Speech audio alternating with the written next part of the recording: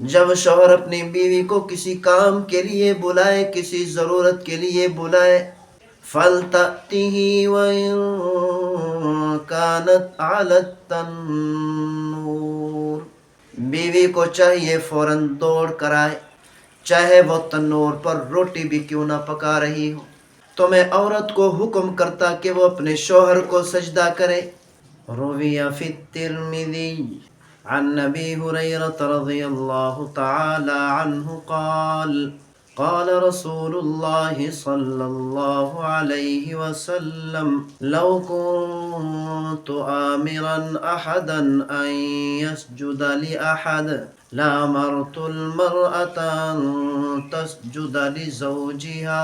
حضرت ابو ہریرہ رضی اللہ تعالی عنہ سے روایت ہے کہ رسول اللہ صلی اللہ علیہ وسلم نے ارشاد فرمایا، اگر میں کسی کو حکم کرتا کہ وہ کسی اور کو سجدہ کرے تو میں عورت کو حکم کرتا کہ وہ اپنے شوہر کو سجدہ کرے۔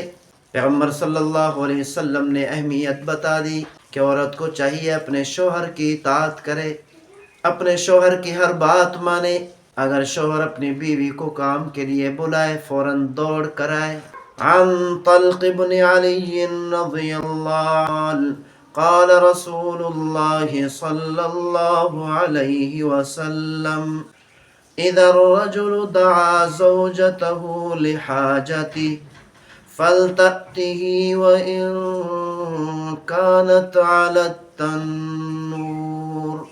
طلق بن زید رضی اللہ تعالی عنہ سے روایت ہے، وہ فرماتے ہیں قال رسول اللہ صلی اللہ علیہ وسلم، پیغمبر صلی اللہ علیہ وسلم نے ارشاد فرمایا، اذا الرجل دعا زوجته لحاجته، جب شوہر اپنی بیوی کو کسی کام کے لیے بلائے، کسی ضرورت کے لیے بلائے، فَلْتَأْتِهِ وَإِن كَانَتْ عَلَى التَّنُّورِ،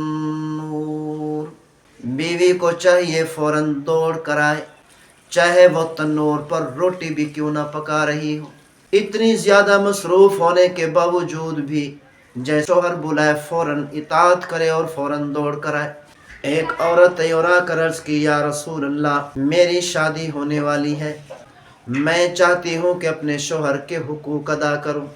پیغمبر صلی اللہ علیہ وسلم نے ارشاد فرمایا، اگر تیرے شوہر کے جسم پر پھوڑے نکل آئے اور ان پھوڑوں سے پیپ نکلنے لگے اور اپنی زبان کے ساتھ ساری زندگی یہ پیپ صاف بھی کرتی رہے تب بھی اپنے شوہر کے حقوق ادا نہیں کر سکتی۔ اسی لیے عورت کو چاہیے کہ اپنے شوہر کو تکلیف نہ دے، اپنے شوہر کے ساتھ لڑائی نہ کرے، اپنے شوہر کے ساتھ جھگڑا نہ کرے، ہر وقت اپنے شوہر کی اطاعت کرے، اپنے شوہر کی فرما بردار بن کر رہے۔ اس حدیث سے ثابت ہوا اگر بیوی ساری زندگی اپنے شوہر کی اطاعت کرتی رہے، اپنے شوہر کی فرما برداری کرتی رہے، تب بھی اپنے شوہر کے حقوق ادا نہیں کر سکتی۔